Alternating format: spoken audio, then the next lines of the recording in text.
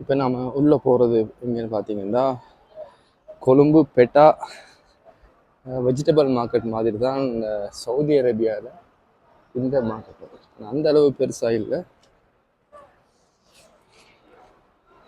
ஏதோ ஒரு நார்மலான ஒரு மார்க்கெட் தான் இது.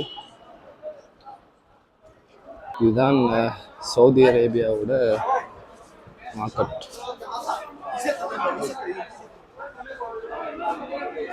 இதில் நிறைய பேர் யார் பிஸ்னஸ் பண்ணுறாங்கன்னு பார்த்தீங்கன்னா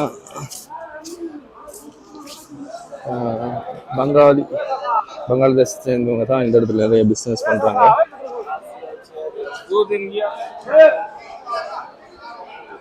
இலங்கையில் சொன்னால் ப்ரைஸை போட்டிருப்பாங்க, இந்த இடத்துல ப்ரைஸ் ஒன்றும் போட்டில்லை, சும்மா குளிர்ச்சி வச்சிருக்கிறாங்க, குவியல் கீழே வச்சிருக்கிறாங்க.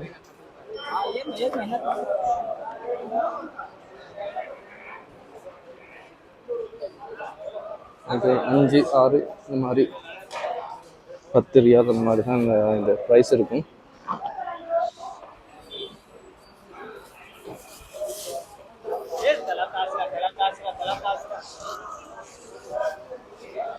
இடத்துல டேட்ஸ் விற்கிறாங்க.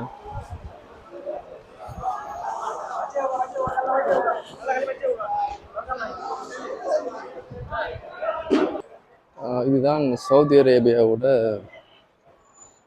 சின்னதாக நடத்தப்படுற வெஜிடபிள் மார்க்கெட். பக்கத்தில் நிறைய ஷாப்பும் இருக்குது, வெஜிடபிள் விற்கிற நிறைய ஷாப்பே உங்களுக்கு பார்க்கலாம் பின்னாடி இருக்குது. அதில் பெரும்பாலும் சவுதியை சேர்ந்தவங்க, எஜிப்சியன் தான் நிறைய பேர் இருப்பாங்க ஓனராக.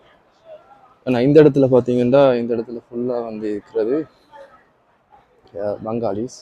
அவங்க தான் இந்த இடத்துல பிஸ்னஸ் பண்ணிட்டு இருக்கிறாங்க. அந்தளவு பெரிய க்ரௌட் ஒன்று பார்க்கல நினைக்கிறேன். நாளைக்கு சம்டைம் இந்த மாதிரி பெரிய ஒரு க்ரௌடை வந்து நாளைக்கு பார்க்கலாம். நமக்கு அந்த மார்க்கெட்டில் பார்த்தீங்கன்னா நிறுக்க மாட்டாங்க, ஸ்கேல் பண்ண மாட்டாங்க, அந்த நிறச்சி வச்சுருப்பாங்க ஒரு பேக் மாதிரி பார்த்துப்பீங்க, அதை அப்படியே போட்டு கொடுப்பாங்க 10, 15 ரியால்னு சொல்லி. மற்றபடி அவங்க வந்து அதை ஸ்கேல் பண்ணி நமக்கு 1 கிலோ தேவை 2 கிலோ தேவை இந்த மாதிரிலாம் கொடுக்க மாட்டாங்க.